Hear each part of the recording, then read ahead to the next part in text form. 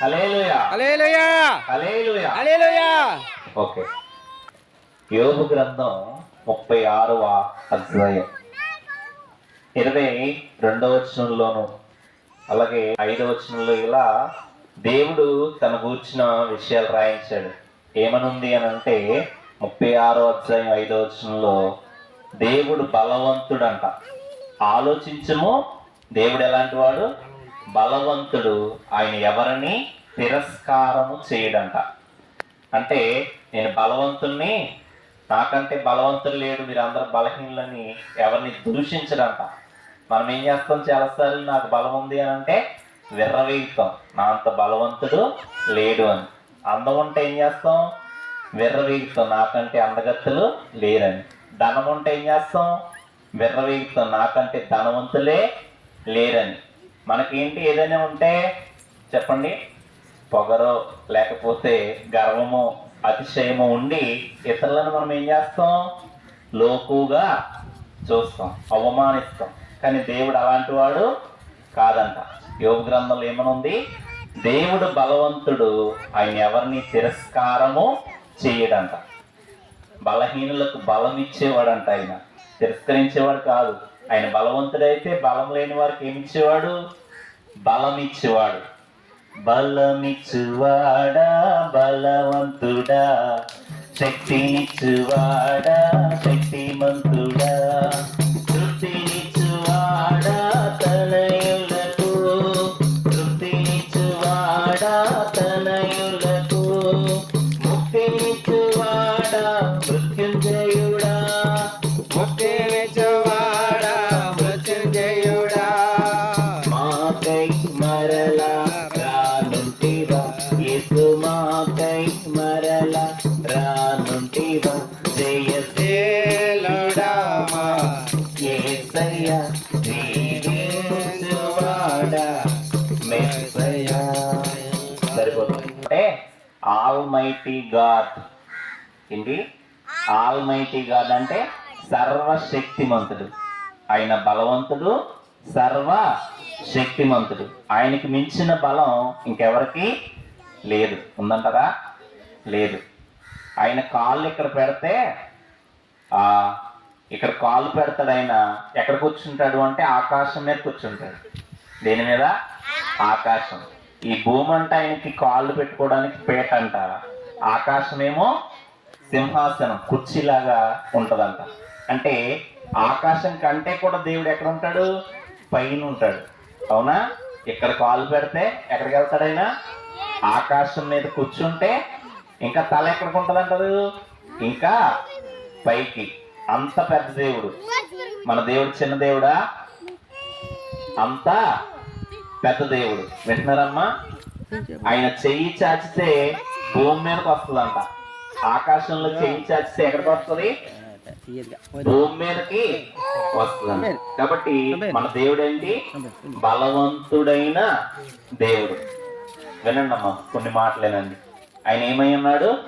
బలవంతుడైన దేవుడు. ఆయనకి మించిన బలం ఎవరికి కూడా లేదు. ఆయన ఏం చేయగలడు అంటే ఆకాశంలో భూమిని వేలాడదీస్తాడంట. అమ్మా వింటున్నారా? హల్లెలూయా. భూమిని, ఆకాశాన్ని జానతో కొలగలడంట. మనం కొలగలమా? ఆయన దేంతో కొలుస్తాడంట? జానతోటి. అనండి. యెషయా గ్రంథం 40వ అధ్యాయంలో ఆ మాట ఉంది.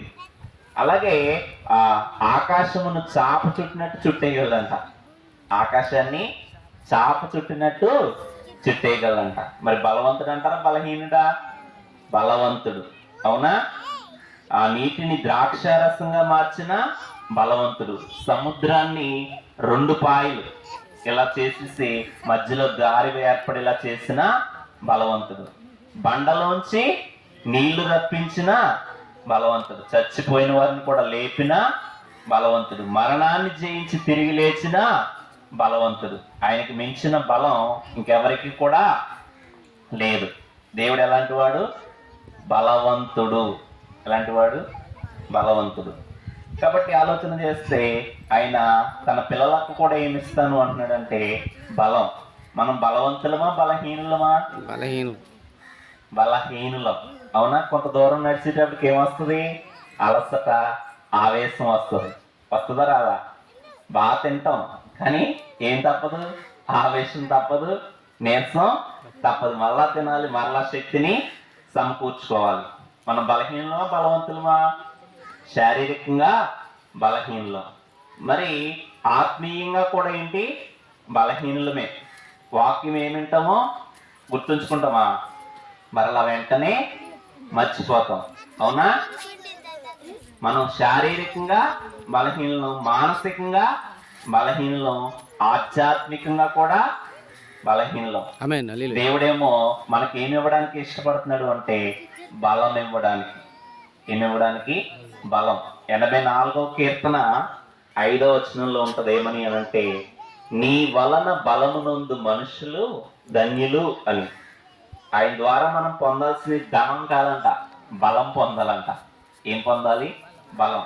శారీరకంగా బలం ఇవ్వగలడు ఆయన, మానసికంగా బలం ఇవ్వగలడు, ఆత్మీయంగా కూడా బలం ఇవ్వగలవాడు. కాబట్టి బలవంతుడు కాబట్టి ఆయన ఏమిస్తాడు తన పిల్లలకి? బలం. యెహోవా కొరకు ఎదురు చూచువారు నూతన బలాన్ని పొందుతారు. ముసలోళ్ళు కూడా యవనస్తులు అవ్వగలరు ఆయన నమ్ముకుంటే. అవునా? ఆయన కోసం పాటు పడగలరు. నేను కొన్నిసార్లు చూస్తూ వస్తాను, 110 సంవత్సరాల వయసు వ్యక్తి కూడా సువార్తను ప్రకటిస్తున్నాడు సైకిల్ వేసుకుని. ఎందుకు అంటే దేవుడు అతనికి ఏమిస్తున్నాడు? బలం, శక్తి. మోషేకి వృద్ధాప్యంలో చూపు తగ్గలేదంట, శక్తి తగ్గలేదంట. ద్వితీయోపదేశకాండం చివరి అధ్యాయంలో ఈ మాట ఉంటుంది. మోషేకి 120 సంవత్సరాలు వచ్చినప్పుడంట చూపు మందగించలేదంట, సత్తువ తగ్గలేదంట. దేవుడు బలం ఇచ్చాడంటారా? ఇవ్వలేదా? ఇచ్చాడు. కాబట్టి దేవుడు బలవంతుడు. తన పిల్లలకు ఏమిచ్చేవాడు? బలం ఇచ్చేవాడు. ఏమిచ్చేవాడు? బలం. శారీరకంగా, మానసికంగా, ఆత్మీయంగా ఆయన ఏమిచ్చేవాడు? బలాన్ని. ఏ బలం ఇస్తాడు ఆయన అంటే పాపాన్ని జయించే బలం. హల్లెలూయా. స్తోత్రం. ఆమేన్. పాపంలో పడి ఓడిపోయే బలం కాదు, పాపాన్ని జయించే బలవంతుడు. వేలాడదీశాడు అని, ఆకాశమును జానతో కొలిచేవాడని. ఆకాశమును క్షేమం అంటారా? క్షేమము కాదు. ఆయన ఏం చేయాలి? నమ్ముకోవాలి, ఆమేన్. ఆయనను తెలుసుకోవాలి, ఆయన బిడ్డలుగా మనం మారాలి. మన జీవితంలో ప్రతి ఆశీర్వాదం పొందుకోవాలి. ఆయన బలహీనలకు బలం ఇచ్చేవాడు, తన రాజ్యంలో మనల్ని కూర్చొని పెట్టుకునేవాడు, మన పాపాలకి క్షమాపణ ఇచ్చేవాడు. మనలో ఏముండకూడదు? గర్వం, అహంకారం జీవితాల్లో కూడా చేస్తాడు. మా జీవితాల్లో చేస్తాడు. బలమైన తన కృపను చూపి ఇక్కడికి మిమ్మల్ని మీ దగ్గరికి రావడానికి కూడా ఆయన నడిపించాడు. దేవుడి మాటలను వినిన మన హృదయంలో పొదలుపరిచి ఆశీర్వదించు. ఫలింప చేయను గాక. ఆమేన్. ఆమేన్.